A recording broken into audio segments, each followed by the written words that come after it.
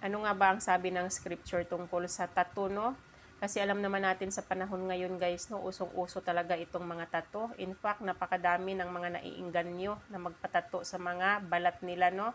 May isa akong scripture na nahanap dito guys, no, na nagpapatunay kung ano nga ba ang sabi ni God sa atin tungkol sa tattoo. Basahin natin sa Leviticus chapter 19 verse 28. Do not cut your bodies for the deed or put tattoo marks on yourselves. I am the Lord.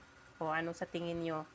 'Di ba? Sabi dito, wag daw nating kukudlitan yung mga katawan natin ng dahil sa patay, or wag tayong magpapatato or maglagay ng marka sa mga sarili natin, 'di ba? Yan ang sabi dito sa scripture.